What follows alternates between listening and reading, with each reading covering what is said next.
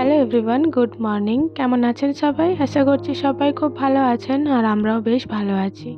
আমার আরও একটি নতুন ব্লগে আপনাদের সকলকে স্বাগত জানাই। আজ বৃহস্পতিবার, আর সকাল এখন 6:30টার মতো বাজে, আর এখন থেকেই আমি আমার ব্লগটি স্টার্ট করছি। তো প্রথমেই মশারিটা তুলে নিলাম ভাইয়ের রুমের, তো ওটা আমি গোছাতে পারছিলাম না, তারপর ভাই একটু হেল্প করে দিল, দেখলেনই আপনারা। তারপর এই যে বিছানাটা পরিষ্কার করে সব জিনিসগুলো ঠিকঠাক করে রেখে দিলাম, আর এখানে ভাইয়ের পড়ার টেবিলটাও একটু গুছিয়ে দিলাম।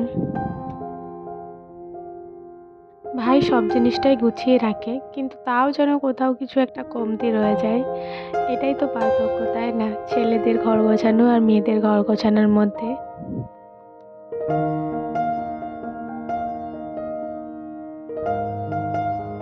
আমাদের বাড়িতে এই একটি রুমই টাইলস লাগানো আছে, মাঝের রুমটা, বাকি প্রত্যেকটা রুমই সিমেন্ট দিয়েই তৈরি।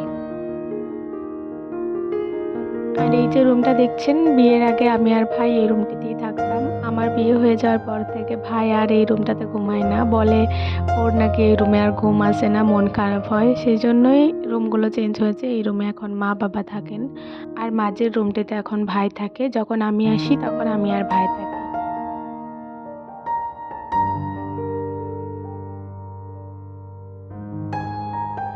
আর এই যে এখানে আমার ঘর ঝাড় দেওয়া কমপ্লিট হয়ে গেছে। মা বাইরে বসে বাসন মাজার কাজ করছিলেন, যেহেতু এখন টাইম কলের জল দিয়েছে, আর আমি এখানে ঝাড় দিয়ে নিচ্ছিলাম। আর গ্যাস ট্যাস মোছা হয়ে যাওয়ার পর আমরা যাব নাপিতের কাছে। আজকে এসে পরেই ঘরটা মুছবো, যেহেতু আজকে শিবরাত্রির বার আছে, তো সেজন্যই নখ কাটতে যেতে হবে।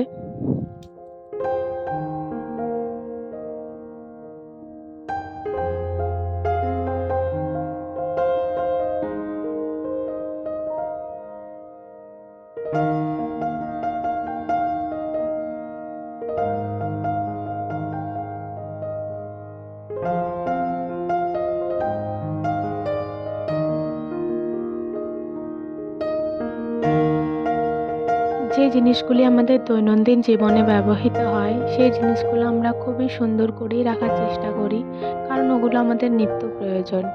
সেই জন্যই এই যে এই সুন্দর জিনিসটিকেও আমি ভালোভাবে পরিষ্কার করে গুছিয়ে রেখে দিলাম।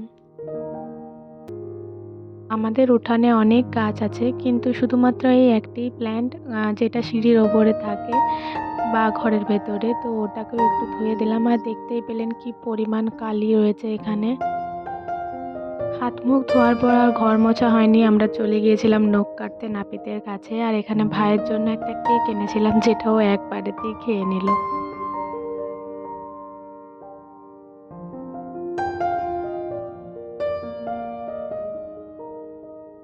তারপর বাড়ি এসে ঘরগুলিকে ধোয়া মোছা করে নিলাম। আর হ্যাঁ, আমার এই রুমের এই জামা কাপড়গুলিকে একটু অ্যাভয়েড করবেন, কারণ এইগুলো গোছানোর সময় আমার এখনও হয়ে ওঠেনি। আমি গতকাল যদি সময় পাই তাহলেই আমি এগুলো গুছিয়ে রাখবো।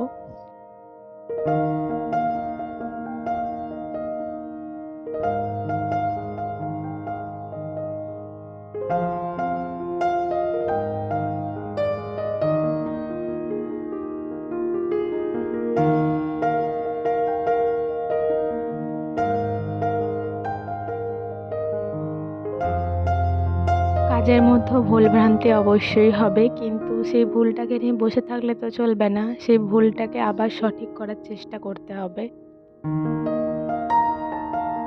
এখানে অনেকটা সময় পর আমার স্নান কমপ্লিট হয়ে গেছে, আর এখানে আমি আমাদের ঠাকুর ঘরে এসে ঠাকুরকে একটু ধূপ দিয়ে আর চন্দন ঘষে নিলাম, যেটা টিপ পরবো আমি, আর জপ করে নেব ঠাকুরের কাছে।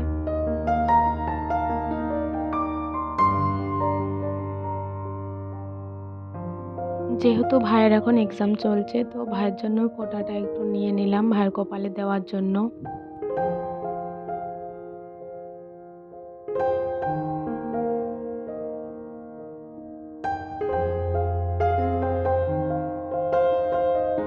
এখানে ভাইয়ের খাওয়া হয়ে গেছে, তো আমি আর মা এখানে খেয়ে নিচ্ছি।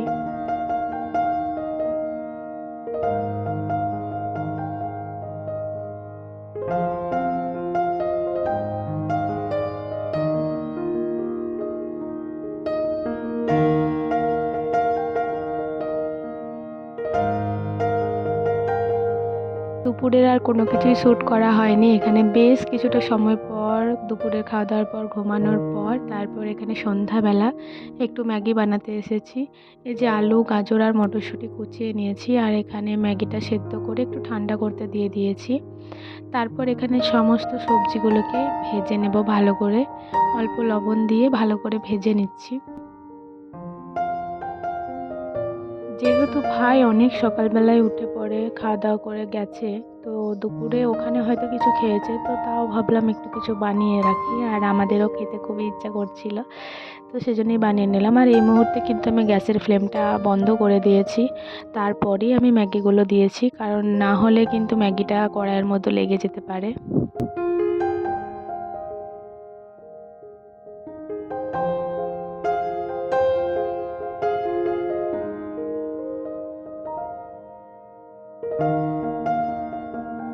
বাড়িতে টমেটো কেচাপ ছিল, কিন্তু ওটা যেহেতু মাংসতেও ঠেকানো হয় সেজন্য বাবাকে আমি ছোট কেচাপ আনতে বলেছিলাম, কিন্তু বাবা সেই বড় কেচাপই আবার এনে দিল, তো ওটা দিয়ে দিয়েছি। আর এখানে মা আমাকে ঠাকুরের প্রসাদ দিয়ে দিল। আর তারপর যেহেতু মুড়ি ভাজিয়ে এনেছিল, সেগুলো আমি আর মা দুজনে মিলে একটু চালনি করে ঠান্ডা করে নিয়ে পুড়িয়ে রেখে দিলাম।